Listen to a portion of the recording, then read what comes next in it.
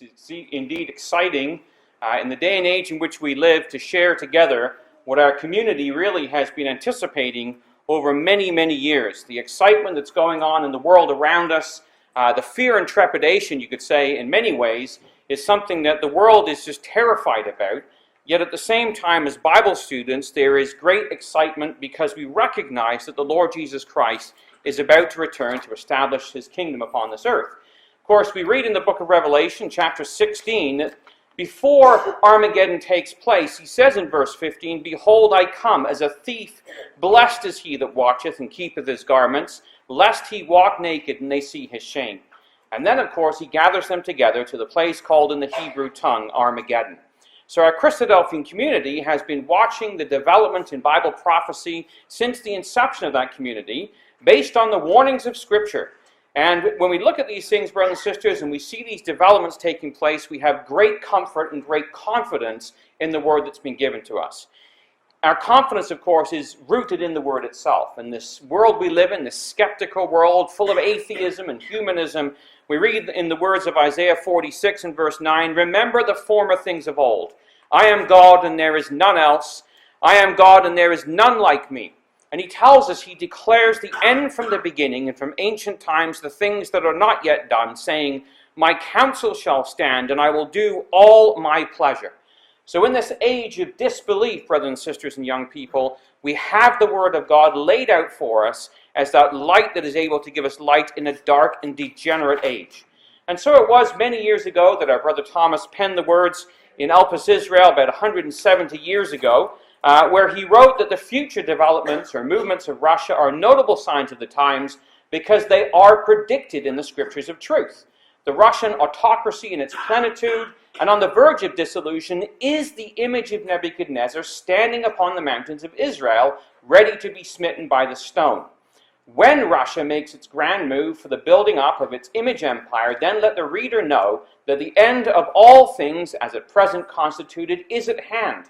The long-expected but stealthy advent of the King of Israel will be on the eve of becoming a fact, and salvation will be to those who not only looked for it, but have trimmed their lamps by believing the gospel of the kingdom unto the obedience of faith and the perfection thereof in fruits meet for repentance. And that's why we come together, brothers and sisters, to look at the Word of God and to look at prophecy and to look at what our brethren wrote many years ago, because it's there to exhort us not just to predict the future, but to change our lives accordingly. And we think of what our brethren looked into many years ago, and they put together the maps that they would sort of line out. Well, the map is the map of the world, but they superimposed over that by looking at history and looking at different historians where the different nations would be that were spoken of in the book of Ezekiel and chapter 38. It's not our subject to get into that and to try and prove that. There are many sources that we could look at, but the fact is that that's what our brothers and sisters anticipated was a scene similar to this. Now, when Brother Thomas wrote back or Elpis, Israel, beginning many years ago, 1848, and the period following it, the scriptures were clear and our brethren were resolved. Yet events didn't always look like they had it right. In fact, when Brother Thomas was writing, Alexander II was Tsar of Russia. And he had sent the Tsar a copy of Elpis, Israel. And of course, Alexander would set out on the great and fated Crimean Crusade. The Crimean War that took place was a disaster for Russia and a disaster for Alexander II. Russia lost and its progress south was checked. However, its aggression never stopped. And our brothers and sisters at the time, rather than being sort of despairing at these things and saying, "Oh, we've got it all wrong," they turned around and they looked to the signs of the times. In fact, it's interesting, in the Ambassador of the Coming Age, in 1869, renamed the Christadelphian, I believe that same year, there was an article that was cited in there that actually came from the Toronto Daily Telegraph about the Crimean War. And the writer says, "The Russians, from the highest noble to the lowest serf, are impressed with the idea that it is their destiny to conquer the world. The Crimean War was generally believed to have been to be imposed on effectual check on Russian aggression. But a very short time sufficed to prove the incorrectness of this hypothesis. Hardly was the ink of the Treaty of Paris dry ere Russia was again in the field. So it's not like just the recent 50, 60 years have seen some ups and downs. This has been going on for many years. But our confidence isn't looking with our eyes at the news headlines today, but at what the Word of God has declared from many years ago. A few years later, of course, Tsar Nicholas II came to power. And by his point in time, Russia had been ruled by czars for almost 600 years. It was an empire and he was an autocrat. But the empire was crumbling around him. And of course, we know the story.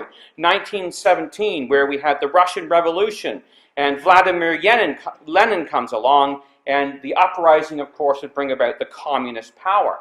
And at the time, our community could say, well, had Brother Thomas got it wrong? Here was this great big Russian empire, and they moved to the Crimean, and that was a flop, and now the autocrat is gone. Well, of course, it wasn't long before he was replaced by Stalin. When Lenin died, Stalin, the brutal dictator, came along and took over and renamed it the United Soviet Socialist Republic, or the USSR, and he would rule for some 30 years, right through the period of the Second World War. And during the Second World War, the Allies had no choice but to kind of side with Russia for a period of time. This is the Yalta Conference in 1945 to try and defeat Nazi Germany. So again, the question was raised in the community, did the Christadelphians have it wrong? Was it Germany that was the great sort of king of the north, and Russia actually wasn't, because somehow Russia was allied with the West in trying to get rid of this Nazi power? But of course, the Nazis would be done away with, and it wouldn't be long. As soon as they were out of the way, of course, right after this conference, of course, the whole Cold War would begin, and Churchill would give his famous speech in America about the Iron Curtain. From Stettin in the Baltic to Trieste in the Adriatic, an iron curtain has descended across the continent. Behind that line lie all the capitals of the ancient states of Central and Eastern Europe: Warsaw, Berlin, Prague, Vienna, Budapest, Belgrade, Bucharest, and Sofia. All these famous cities and the populations around them lie in what I must call the Soviet sphere. And so it was, of course, that great Iron Curtain descended, and the Cold War would grip Europe for many years. And of course, North America would be brought into that as well. And I can remember growing up in high school. We lived in Prince George at the time, which was part of the DEW line, the Distant Early Warning line. And we would have all the drills that you would have basically about the, well, actually it was in Kamloops where we had the drills, but this Cold War that was coming. But we lived, or this nuclear war that was coming, we lived under the fear of that. At the end of this period of time, though, of the Cold War, once basically things began to fizzle out, Russia began to really struggle. And its whole idea of how to organize itself kind of brought it to its knees. And people began to see Russia as perhaps more of a sleeping bear than they did the great sort of aggressive bear that was expected by our brothers and sisters. So Russia was sleeping away. And people were wondering, well, is it really going to come about the way that brethren and sisters have described it and have looked for it many years ago? But the words of the Scripture, again, are true. Ezekiel chapter 38 tells us in the 4th verse that there would be a temporary arrest of the progress of this great king of the north. We read, "I will turn thee back," in verse 4. And it's after that he puts hooks in his jaws and brings him forth, and his army and his horsemen. But there's this temporary arrest of the progress of Gog. And of course that took place back in the time period of Gorbachev. He came to power in 1985 and ruled through to 1991. And during his time period, of course, there was the thaw of the Cold War that took place. He met with President Reagan in 1986 and signed that great nuclear arms treaty. And then he met with British Prime Minister Margaret Thatcher, and after that meeting, Russia began to, or the Soviet Union began to withdraw its troops from Afghanistan. Then in 1989, he met with the Pope, And then everything seemed to go south after that, because the movement for solidarity had been going on really since 1981 or thereabouts. And Russia, in its Warsaw Pact, between the Don and the Danube, that area that we would call Eastern Europe years ago, basically began to collapse. And it wasn't long until the Berlin Wall came down in 1989, and then finally in 1991, the whole of the Soviet Union passed into history. And of course, at that point in time, we had other players come onto the scene. Gorbachev, his right-hand man, was a man named Yeltsin, who didn't take too long to see his opportunity and push Gorbachev out of the way, and he resigned on December 25th, 1991. Yeltsin took over and would preside over Russia, basically, during a very turbulent time. The economy collapsed, oil prices were super low, and Russia, again, was written off by many as being sort of done. Well, Yeltsin lasted for a decade, or thereabouts, and in 1999, he was pushed aside by somebody close to him, Vladimir Putin, somebody that was a nobody. He didn't really even have a party. And so people pointed this out. Well, he's not even a member of a party. So they quickly invented a party, appointed him as head of it. He ran in the election and won.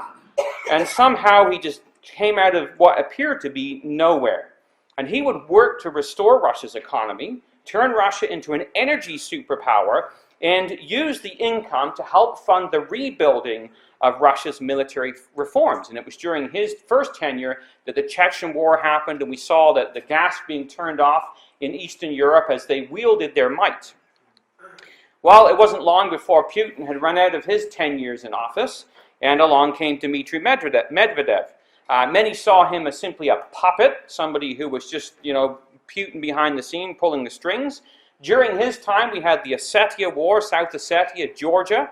And of course, he changes the constitution to allow Putin to get back in and to sort of keep running all over again. And so it was in 2011 that the bear came back, so to speak.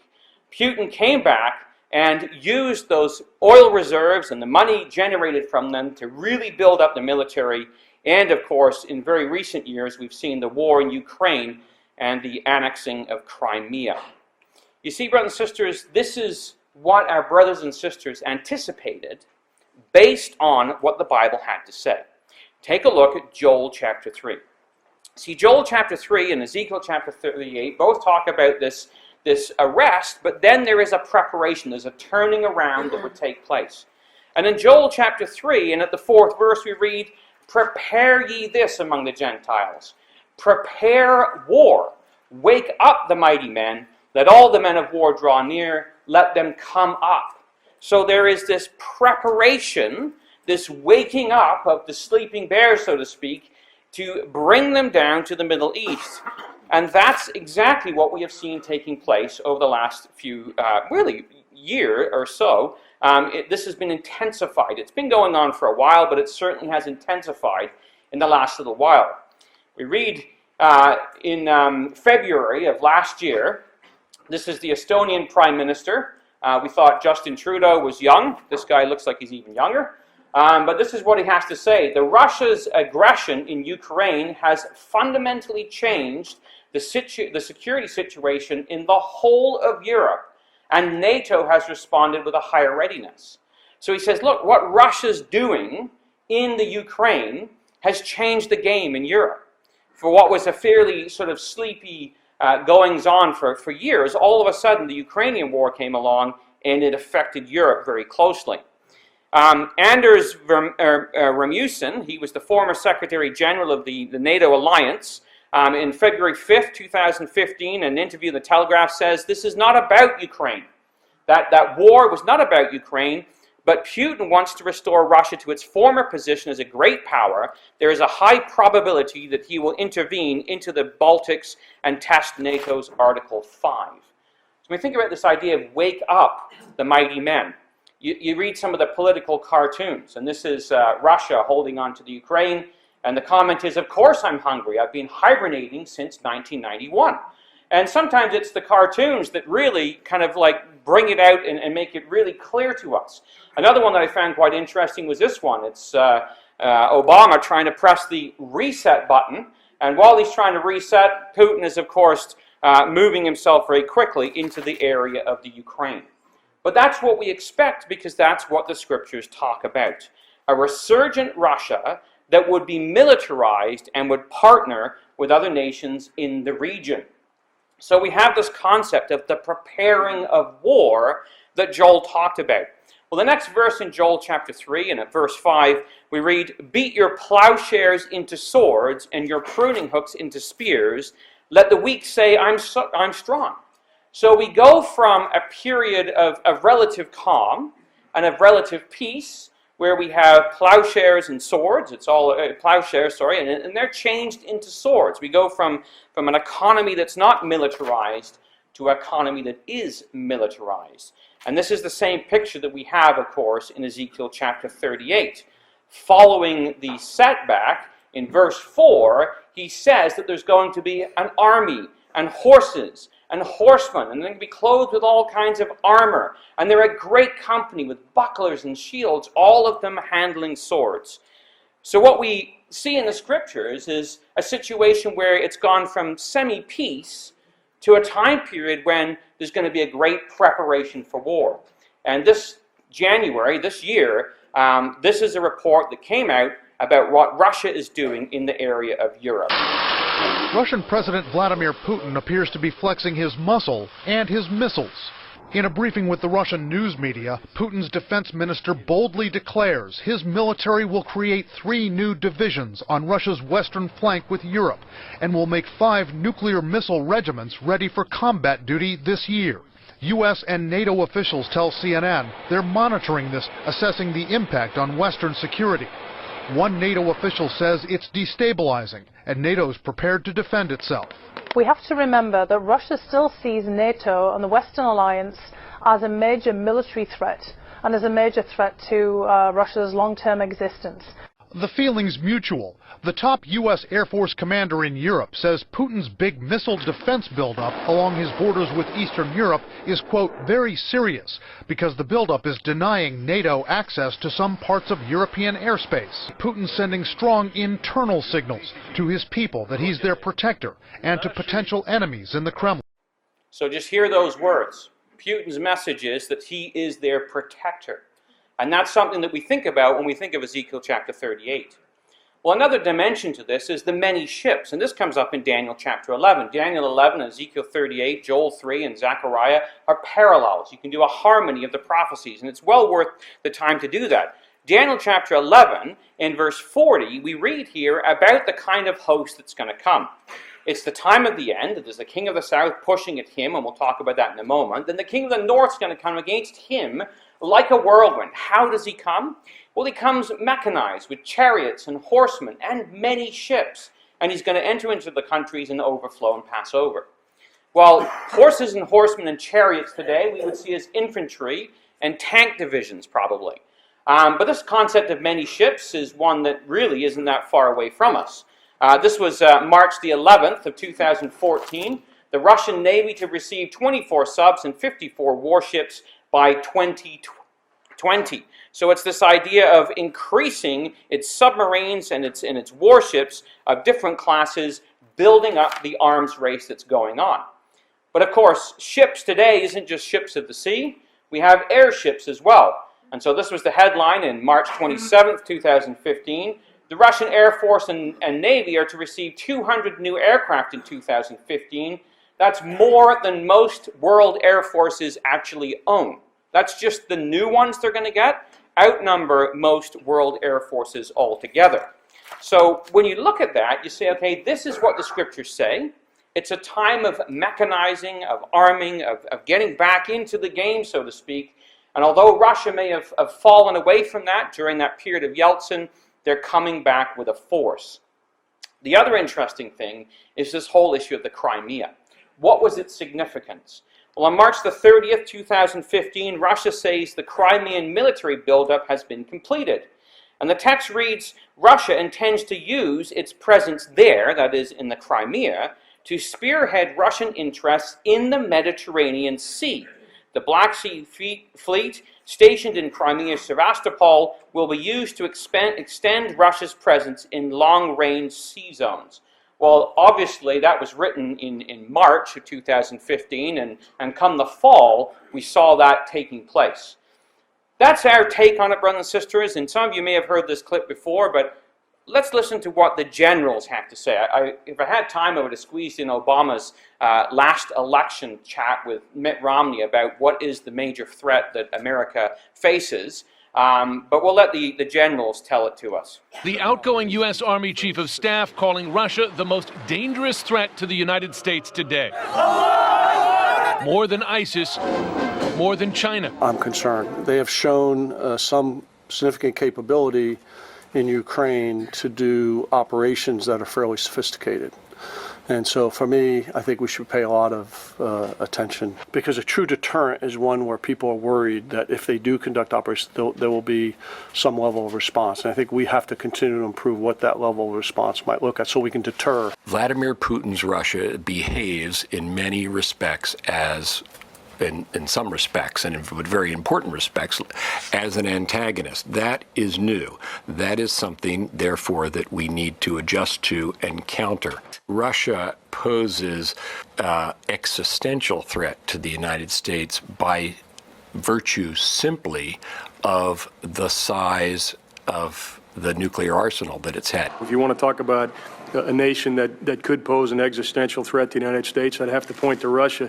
And if you look at their behavior, it's nothing short of alarming. I would put Russia right now, from a military perspective, as the #1 threat. The United States is concerned by reports that Russia may have deployed additional military personnel and aircraft to Syria, precisely because it's difficult to decipher their intentions. These steps could lead to greater loss of life. They could increase refugee flows and risk confrontation with the counter-ISIL coalition that's operating inside of Syria. So, brothers and sisters, that's what the generals in the USA have to say. Never mind what the chief has to say. This is what the guys who have to deal with it in the field have to say, and they are extremely concerned as what is taking place with Russia. Not so much Obama. And of course, this is picked up in many of the political cartoons. There's the cold warrior with his sanctions as he lobs them at the Russian bear, hoping that he's going to somehow control Russia. Another one, put it a little differently, where you have the Russian bear versus the American Care Bear was another one. And I thought this was quite interesting, when they talk about, isolating Russia and all this kind of stuff. And this political cartoon says, so what are you going to do? Unfriend me on Facebook? Is that really is that the threat that you're going to come to us? And this is the change, the geopolitical change that we're seeing in the world around us as Russia stands up and as the U.S. just kind of falls away and is not capable of handling it the way they were years ago, or doesn't have the resolve to do so. We also read, though, in the scriptures this concept of Russia being a guard. Not only is it going to be on the aggression, but it's also going to look after those states that are associated with it. This we read in Ezekiel chapter 38 and at verse 4. Be thou prepared, prepare for thyself, so there's a period of preparation, thou and all thy company that are assembled unto thee, and be thou a guard unto them. So Russia not only prepares itself, it helps to prepare the nations that are assembled to it, and it is a guard to them. And that, of course, is exactly what we've been seeing taking place in the Middle East over the last year or so. This is a newspaper heading from March 27th, 2015. And just consider, it's Russia, Iran, and Syria. And you sort of like little alarm bells go off when you hear those three names said together, share the same vision. It's not only about Syria, it's about the future of the world. They want to be a great power that has their own say in the future of the world. That is Russia. They want stability and a political solution. Syria, Iran, and Russia see eye to eye regarding this conflict. So that's the issue that's been taking place. And so when it comes to that, and you see the sort of the mess that's happened in Syria in the last little while, it was very interesting to hear the legal arguments that took place over America's position in the Middle East and what their role was, and Russia's position. And Russia has outdone America hands down. Legally speaking, they are in the situation that is legal from a worldly point of view, whereas the U.S. is not. Breaking news this hour, the Russian Defense Ministry has confirmed that Russian fighter planes have conducted their first airstrikes against ISIL positions in Syria. And it's after the Russian president was given the go-ahead by Russian lawmakers. The only way to combat terrorism in Syria and in neighboring countries is to act preventatively, to destroy the terrorists on the territories that they've already captured. Russia has always supported and still supports the fight against terrorism. But we are sure that this fight should be conducted according to international law. You cannot avoid the impression that the legal basis of the coalition activities in Syria is really flawed. You cannot operate without Security Council mandate, you cannot operate without the consent of the country in question. And we said from the very beginning, when the coalition was announced, that it was a mistake not to go to the Security Council. It was another mistake not to engage the Syrian government. Had they come to the Security Council, I believe we would be able to agree a concept which would be acceptable to all. We stated bluntly that the goal of our operation, in response to the request of President Assad, and on the basis of the decision granted by the Russian parliament to the Russian president in accordance with the Russian constitution, the goal is terrorism. And we are not supporting anyone against their own people. We fight terrorism.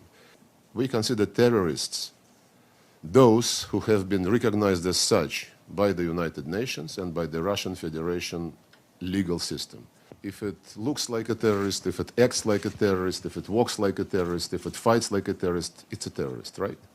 I would recall that we always were saying that we are going to fight ISIL and other terrorist groups. This is the same position which the Americans are taking. The representatives of the coalition command have always been saying that their targets are ISIL, al-Nusra and other terrorist groups. This is basically our position as well. We see eye to eye with the coalition on this one. And so Russia moves into the area of Syria very dramatically back in the fall. And not only Russia, but there's other nations involved with them as well, one of which is Iran. And this is Jerusalem Post. This is Israel's energy and water minister, and he has this to say: nobody wants to see Russian forces in the area of the Golan Heights, but we definitely don't want to see the Iranian forces near Israel. I mean, just listen to that, brothers and sisters. Like, I mean, you grow up listening to Bible lectures for years and years and years, and here we're talking about the Israelis saying what we don't want to see is the Iranians and Russia right on our northern border. But that's exactly the situation that is going on. And of course, there are other enemies that are involved. There is the Hezbollah, and as Russia moves in and arms the Syrians, preparing them and protecting them, the Syrians give their used tanks over to Hezbollah, and so they get a whole set of tanks that they can use, 75 tanks, to arm themselves as well. And of course, we know what the Hezbollah did with their missiles that they had just a couple of years ago. And the Western response to all this, brothers and sisters, what does the American eagle have to say about it when the bear is on the prowl? Well, it's interesting, when you look at what the Bible has to say, you begin to see echoes of this. Ezekiel chapter 38, we have there in verse 13 the response in the latter day in Armageddon, right? So this isn't today, it's just the pattern that we're seeing, or the resolve. Sheba and Dedan, verse 13, and the merchants of Tarshish with all the young lions thereof shall say, art thou come to take a spoil? Hast thou gathered thy company to take a prey? To carry away silver and gold, to take away cattle and goods, to take a great spoil? It's almost as though they are surprised at what is going on. Do you see in this a great armed response? It doesn't seem to be there. They roll right through, as we read in Daniel and we read in Ezekiel, and they pass over and they go down into Egypt. And so that's what the Bible paints. Now just listen to this, because these are a couple of analysts talking about America's response to this and what has taken place. There are concerns, John, that if Russian jets get involved in the skies above Syria, there are already French jets, there are warplanes from Australia, there are also undisclosed warplanes from Israel. People are saying that this has all the makings for some sort of major international clash. Yeah, but that's why Benjamin Netanyahu went to Moscow and met Putin, and that's why Obama and Putin had their meeting at the United Nations. The fact is that, I repeat, Russia has parked its tanks on the lawn, and the other states have reacted passively. They have said, okay, there's nothing we can do about this, let's at least coordinate. And Russia, of course, has been asking for coordination for 3 or 4 years. So Russia has parked its tanks on the lawn. Now, this next interview, I'll get a smile out of. I love the guy's accent, but it really states it the way it is. Here, Russia, they struggled a little bit to take the Ukraine, didn't they? There was some conversation about it and all. You knew what they were going to do. They did it. We got a weak president, you know. Now, they just kind of waltz over into the Mideast. They were kicked out of the Mideast in '73, and now they're back. They're back, and that is no kidding back. And you watch them, they'll move quickly into there. And they got a new sheriff in town with the Russians coming in the Mideast. So that's the world talking. That's not Bible prophecy students. That's the world talking and saying this is the reality on the ground now. And so this was a cartoon, a Russian cartoon, depicting the Russian bear on patrol. And there you got ISIS and the Hezbollah, or the Free Syrian Army, and the CIA all cowering as Russia is on the prowl in the Middle East. Well, consider, brothers and sisters, as well, that what the Bible has to say is that there's going to be others alongside Russia. They're not there by themselves. There's other aggressors on the prowl with them. And so when we look at the book of Revelation, when we look at Ezekiel, it's the gathering of all nations down to this place. And Ezekiel 38 names them off for us. In verse 2, you have Gog of the land of Magog, the prince of Rosh, as the RSV puts it, Meshach and Tubal, and he's supposed to prophesy against them. And with them is Persia, Ethiopia, Libya, and down in verse 6 we have Gomer and Togarmah. So there are other nations that line up alongside Russia at this point in time. Well, some of them are easy to identify. Persia, until recently, it was the Shah of Persia, or the Shah of Iran. That is Iran. Ethiopia, perhaps a little bigger than it is today. And Libya, also a large area, but ones that are identifiable. But we also have Gomer in this group. And it's interesting, a man named Edward Wells wrote a history book, 1708 to 1711, and he says, out of Germany, the descendants of Gomer spread themselves into Gaul or France. To prove this, Mr. Candom quotes the testimony of Josephus, where he says that those called by the Greeks Galatia, or Gauls, were originally called Gomerites, which word has been, or may be understood, either of the Asiatic Galatia, commonly called by us the Galatians. We had the letter to the Galatians in the area of Turkey, or the European Galatia, commonly called by us Gauls. And so he goes on. So he identifies France and Germany as this area of Gomer, and of course the Gomeric tribes which would migrate across Europe. So when we look at France, and we say, well, how do they figure into this whole scenario? Well, of course, following the Second World War and the fall of the Nazi Germany, the collaborating Vichy French, which went down with the Nazis, France came under the hegemony or the influence of the Western powers, and specifically America. And they've been a member of NATO since its inception. During the Cold War, though, Charles de Gaulle came along, and in 1958, he basically had them withdraw from the military pact of NATO, but then along came Sarkozy a few years back, and he brought them back in. So France has been sort of under this hegemony or influence of NATO. That is, of course, until a few months ago when everything went amok in France. And before it went amok, it was interesting that Obama gave a little interview. But ISIS is gaining strength, aren't they? Well, I don't think they're gaining strength. What is true is that from the start, our goal has been first to contain, and we have contained them. They have not gained ground in Iraq, and in Syria, they'll come in, they'll leave, But you don't see this systematic march by ISIL across the terrain. What we have not yet been able to do is to completely decapitate their command and control structures. We've made some progress in trying to reduce the flow of foreign fighters, and part of our goal has to be to recruit more effective Sunni partners in Iraq to really go on offense rather than simply engage in defense. So what do you think when you hear someone like Ben Carson get up in debate and say... So that was the day before, of course, what we're very familiar with now, and that is the Paris attack. Good evening. We start with the breaking news out of Paris and what, at least at this moment, looks to be a city under terror attack on several fronts. The reports have been coming in rapidly. We expect many details will change. But what we can piece together so far, the Associated Press reporting there have been 2 suicide attacks and 1 bombing outside a soccer stadium. There have also been shootings, and a large number of people have been taken hostage. French television citing police reporting as many as 60 people are dead. Tonight, France has closed its borders with the rest of Europe. We have extensive coverage. Let's start with Keir Simmons now on what we know at this hour. Chaos on the streets of Paris tonight, gunfire ringing out, and simultaneous reports of an explosion at a restaurant. Amid the confusion, there appeared to be 4 separate incidents. Reports of 100 people. And so, of course, immediately following that, Francois Hollande stated that France is at war. Friday's acts of war were decided and planned in Syria. He said they were organized in Belgium, perpetrated on our soil with French complicity, with one specific goal: to sow fear and to divide us. And so he committed his country to be at war with ISIS.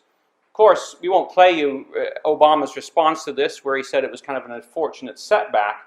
I'd rather just play for you a little bit of an interview that took place right after that, because these are all the events that have just happened in the very recent time period, commenting on that and seeing what has taken place now to move France from being sort of the ally under the influence of America to sort of saying, well, if that's all America's going to do, we got to find somebody else to help us out. Joining us now, Fox News strategic analyst, Lieutenant Colonel Ralph Peters. Ralph, thanks for being with us. Let's turn first to what I really believe is a formidable, if not historic, geopolitical military maneuver by Vladimir Putin. He is attacking NATO politically. He has moved militarily against Ukraine and Crimea. He has positioned himself in such a way as to expand his influence throughout the Middle East and re-insinuate himself into the European discussion. Your thought? You just said it. I mean, Vladimir Putin, he may be vulgar, he may be crude, but he is brilliant. And Western elites just underestimate him consistently because he didn't go to the right prep school. But the Paris attacks, Lou, were a gift of Vladimir Putin. Notice right after that, he suddenly was able to come out and say, yes, it was a bomb that blew up our airliner. Before that, he was hesitant because it would have reflected on his Syria policy. After the Paris attacks, he could say, see, it's an attack on all civilization. We must stand together, solidarity. He also was brilliant with how he reached out to France quickly with serious military offers. Whereas the United States, we gave them some old targets that we were reluctant to hit because of collateral damage, etc. I mean, President Hollande of France asked the United States, he asked President Obama to help France. So let's all get on the team. And Obama's response was that dreadful presser Monday morning in Antalya, Turkey. What did Putin do? Putin has now sent in his strategic bombers, the Tu series bomber, Tupolev bombers. That's the equivalent of the U.S. sending in B-52s. Ralph, there is if you will, the optics of this. Hollande will be at the White House, but already he is shoulder to shoulder with Putin on attacking the Islamic State in Syria and for all the world. People have to be scratching their heads at how suddenly the president of France and the president of Russia seem far closer than certainly either with President Obama. Well, look, my sympathies were with President Hollande. If you're in a knife fight, Who do you want to be on your team, a fighter or a faculty lounge philosopher like President Obama? I mean, it's a no-brainer. France has been attacked, and President Obama dismissed 500, almost 500 people killed or wounded in France, and Obama says it's a setback. John Kerry basically says, well, at least Charlie Hebdo attack was justified. I mean, this is offensive. We managed to insult the French.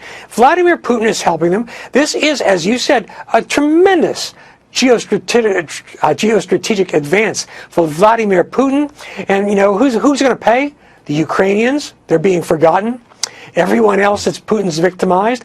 And Putin is, as you and I have discussed, Lou, he is on his way to incredible influence in the Middle East of a scale Russia's never had, with this Shia Iranian empire being built out. And who are the losers? Ukrainians, Europeans, the Christians, who Obama apparently doesn't like, who are the true refugees. And you know who else? The United States of America and its citizens. And it's interesting, brothers and sisters, when you hear that they're just amazed at what's going on. And you look back to the Gulf War and to the 9/11 attack that took place. And you say, you know, there's America. George Bush ran on a platform of we're going to isolate. We're going to pull out of the Middle East. And then the angels just step in and, oh, no, you're not. And all of a sudden, America's in with 2 feet. And Russia and France have sort of been sitting on different sides of the table for such a long period of time, all the way through this NATO alliance. And then all of a sudden, something like this takes place. America drops the ball and basically, as he says, insults them. And immediately, Russia picks that ball up and you see a Franco-Russian alliance taking place. Remember, brothers and sisters, that Brother Thomas, as we read at the beginning, said, when the image stands up at the latter day, you know, let the reader know. You know, when this building of this empire takes place, the reader has to know that the return of the Lord Jesus Christ is close. Well, we want to think about this because that empire, that image that stands upon the mountains of Israel, Ezekiel 38 and Daniel chapter 2, is broken in pieces together. These are the words of Daniel chapter 2 and verse 35. Then was the iron, which is the Roman element, the clay, which is, of course, that European Russian element, the brass, Greece, the silver, the Medes and the Persians, which is Iran, and the gold, which is Assyria or Iraq in its historical terms, were broken in pieces together and become like the chaff at the summer threshing floors. So when this whole thing goes down, all those nations that we've known throughout antiquity and history who have played their role are going to be united together in this great image standing upon its feet. And that is exactly what we see taking place when we look to the Middle East today. America is pulled out of Iraq. Iraq now has switched sides, like France, and is joining with Russia. But at the end of the day, what the Americans now are most worried about is that the Iraqis, you know, having been a long-term ally for the United States, the Iraqi army has been trained by the US and equipped by the US, is now directly fed up with the Americans and now directly coordinating with the Russians. So there you have it. Fed up with America, coordinating with Russia, switching sides. And it's interesting, the words of Scripture, Ezekiel 38 verse 5, we talked about this, Persia or Iran are going to be with them, along with Libya and others. And so that's exactly what we've seen taking place with this whole sanctions, no sanctions, nuclear deal, is that Iran has been sided with or protected by Russia, be thou a guard unto them, to make sure that they're intact and that they are able to, well, this is not the purpose perhaps of Russia, but they're able to fulfill the role assigned to them by the Scriptures in the latter day. Syrian President Bashar al-Assad now says his troops are advancing on almost all fronts because of Russian airstrikes that started nearly 2 months ago.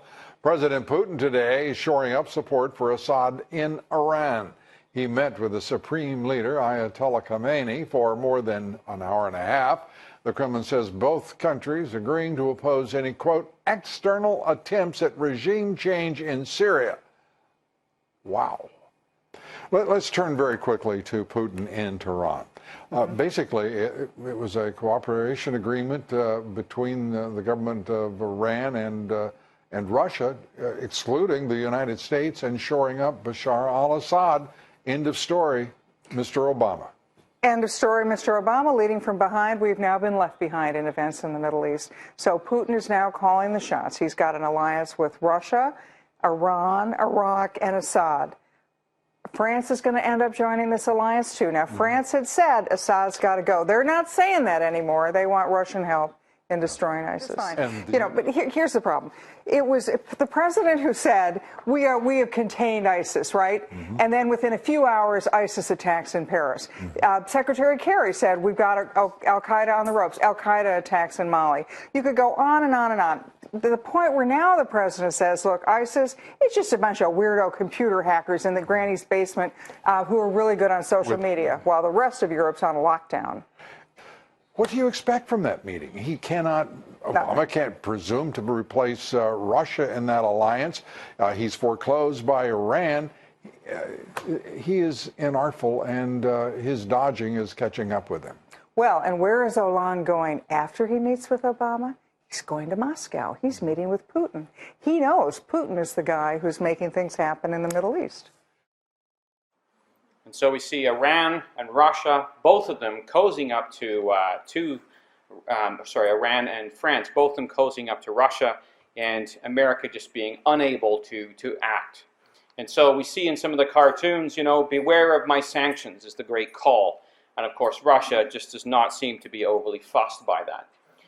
But that brings us to the next element, and that, of course, is Turkey to the north. This was a cartoon that showed the Turks that were going to take on the Russians, and it kind of about says it all. I mean, Turkey has got one of the biggest armies in the Middle East, but nonetheless, you put it against Russia, and the reality is it's not much of a match.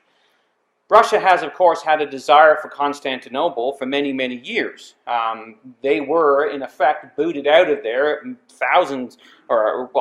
years ago in 1453, when St. Sophia's, the church that you see there, which was sort of the Vatican of the Eastern Orthodox Church, was overrun by the Muslims. Muhammad II ran them out of town, and basically they established themselves there. And Russia has always kept this as a thought of going back there and repossessing that. And in fact, it was Brother John Ramsden who pointed out that on the crosses in the Kremlin, these are the Greek Orthodox cross, and you'll see there that Christianity one day is going to be victorious over that crescent moon which represents Islam. That's their plan. So this whole idea of, you know, Russia working with the Arabs and Islam and whatever else, look out. I mean, like, it's really just a convenient thing that they're using for the time being. Daniel's pretty clear how this is going to go down. Daniel chapter 11, verse 40, we read there, at the time of the end, so the king of the south pusheth him, which of course is Turkey. And Brother Thomas interpreted that as being the British being involved in going into the land of Israel, or Palestine as it was, and being involved with pushing the Turks out of the land, and wrote copious quantities on this. So the him there was Turkey. And then it says, the king of the north shall come against him, which is still Turkey, like a whirlwind with chariots and with horsemen and with many ships, and he's going to enter into the countries and overflow and pass over. How do you know it's Turkey? Because it says in the next verse, he's going to enter in and overflow and pass into the glorious land. The glorious land is the land of Israel. So if he's overflowing and passing into the land of Israel, then he can't be attacking the land of Israel. So it's a force further to the north, and that, of course, is this power that has been in the Middle East. So it's really interesting when we see then the hostilities boiling up in the Middle East, especially when it comes to the Turks. It was a bromance destined never to last. The Tsar and the Sultan, two leaders accused of being autocrats with strong nationalist tendencies, both unwilling to back down or lose face. Russia and Turkey had long been at loggerheads over Syria, but this was the moment now defining that relationship. The shoot-down of a Russian plane by Turkish interceptors, setting Putin and Erdogan on a collision course. A furious Russian president called it a stab in the back, delivered by the accomplices of terrorists. He demanded an immediate apology, which never came. Instead, bristling at the Kremlin insults, the Turkish leader called for Russia to say sorry. It was, after all, Turkish airspace, he told CNN, that was violated. That apology was never going to happen either. And so just this last week then, while that's been going on for a few weeks now, or that's in November, what we find is that Russia is pushing ever closer against the borders of Turkey. Russia is about to build a new air base in Syria along the border with Turkey. Senior defense officials tell Fox News that Russian military personnel have been surveying an airfield in the city of Kamishli. The move follows a military buildup in Latakia last fall, where they built the first air base for the Russian jets. The potential base likely to inflame further tensions with NATO member Turkey that shot down a Russian warplane in November, an act that Putin described as, quote, a war crime.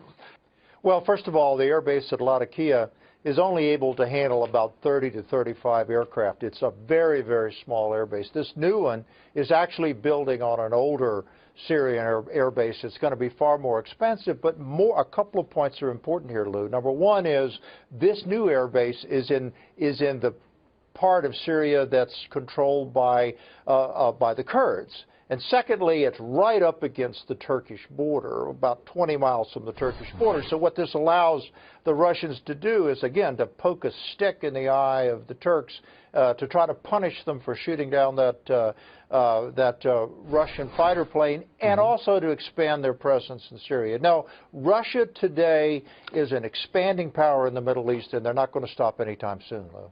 Really, this isn't about Assad. I mean, Putin could care less about the future of Assad. This is about Putin. He will do what he wants to do. I don't think he's ever taken a course in finance, and I don't think he cares. His number one priority is to split NATO. Of course, Turkey is a member nation of NATO. His second ambition is to expand Russian presence in the Middle East, and the third objective is to feed this nationalistic nuttiness to the Russian people. And by this move, he's succeeding in doing all three, Lou. Conjecture, if you will, though, how likely it is with oil, upon which Russia is extraordinarily dependent, and much of the Middle East, they have a very common, strong interest there in raising prices. And conflict is one of the surest ways to do so. Absolutely. What is the likely conflict that would emerge that would achieve all that you've talked about here tonight, plus restore higher prices for crude oil? And your point about the price of oil is spot on. We just saw it go up 4% today. Putin, in order for his military to continue to modernize, needs oil at about $80 a barrel. He's got a long way to go, and until he reaches that $80 mark, he'll never be able to fully modernize his military. Isn't it strange, Lou, that America's greatest national security advantage in Europe and the Middle East is the price of oil? And so that's what's been rolling out over the last few weeks. I mean, my brother sent me a text from Saskatchewan showing that the price of gas there was 64 cents a liter the other day. And, you know, that's the situation. We haven't seen prices like that in decades. And so when you look at that, you say, okay, well, how is this going to affect Russia? Well, you learn the words of Ezekiel that he's going to put hooks in thy jaws, right? There's going to be a certain climate that's going to cause Russia to be brought into this conflict. I will put hooks in thy jaws, and I will bring thee forth, and all thine army and horses and horsemen, all of them clothed with all sorts of armor. Now, whether it is the economic situation that builds and builds that leads to that, we don't know. But what we do know is that all of these events are pushing the nations towards the Middle East and are certainly raising the temperature there. So this is just the other day. The Davos Economic Summit is going on, and this is from that summit. I don't think you can underestimate how bad the situation is in Russia right now. You've got oil well below any measure where the budget can survive, where the economy is doing well.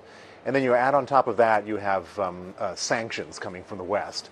And so Russia is in what I would say is a real serious economic crisis.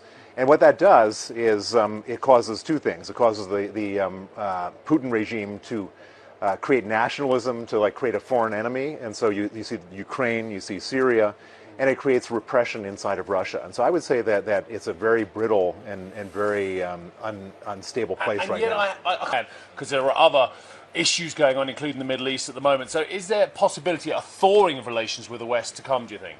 I really don't think so. I mean, at this point in time, it's just going to get worse because it has nothing to do with. I mean, the West can have every intention they want. If the domestic political situation in Russia is that Putin needs a foreign enemy because people are hungry, he's going to create foreign enemies, and no matter whatever we want, if oil prices stay where they are, Putin's going to misbehave, and if Putin misbehaves, there's no way we can step back from sanctions. Well, the basic situation is they're running out of money. The Central Bank of Russia has, in theory, they claim about $360 billion. There are many people, experts, that say about 150 billion of that is not real money. So let's say that they have $200 billion, and they're burning through all sorts of money right now because of these low oil prices and because of the sanctions. They just don't have the money to support the ruble, and so Russians are just suffering. They have 150 million people, they have a huge military, they have huge social expenditures, and the money they just don't have enough money to go around. And so at some point something's got to give. They're still eating into their what they call rainy day fund. So they have a bit of money that they're burning through quickly to try to ease the pressure on the people. But eventually they're going to run out of that money, and when they do, that's when the real trouble begins. And so, brothers and sisters and young people, that's sort of the temperature of things right now with the world and with where Bible prophecy is at. And it really must be impressed upon us how close we are. These are things that have been looked at in our community for 170 years. They've been anticipated, they've been written about, and I don't know about you, but I remember when I was a young man in classes when I was in my teens and with our brother Paul, and we would go through these things in Daniel. These were all in the future. These were all things that one day this is going to happen. One day Russia's going to come back, and one day this is going to take place. And now we're seeing it taking place right in front of us. And so, as Brother Thomas said, look, when Russia makes its move for building up its image empire, let the reader know that the end of all things present constituted is at hand, that the Lord is at the door. And I'm just going to take a minute. This is 1 minute clip. If you think, well, that's all over in the Middle East. It's all over in Europe. It's way, way away from us in Canada, and we don't have to worry about this. Guess again, young people. This is on our doorstep. On state-controlled television, Russia projecting its power into the Arctic.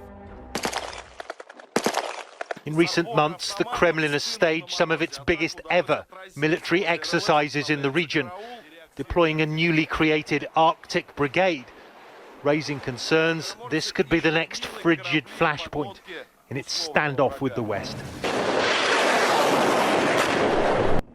Security and resources, along with the other northern countries with Arctic territories, including the United States, Russia is acutely aware of the vast potential beneath the melting ice. Up to a quarter of the world's undiscovered oil and gas, but also the lucrative new trade routes opening up as the polar ice cap recedes. But protection of its Arctic interests is emerging as a major Kremlin theme, and one which could easily draw Russia and its Arctic neighbours into conflict. Well, guess who those Arctic neighbours are? That's Canada, and that's the United States. So young people, we need to take a look at our lives and recognize that the comfortable life that we have in North America is just a hair's breadth away from a situation that could develop, that could be, as our brother Graham Pierce wrote many years ago, another time of testing for us. So the time is now for us to awake out of sleep. The time of our salvation is nearer than we believed. The night is far spent, the day is at hand. So the exhortation is, let us therefore cast off the works of darkness and put on the armor of light.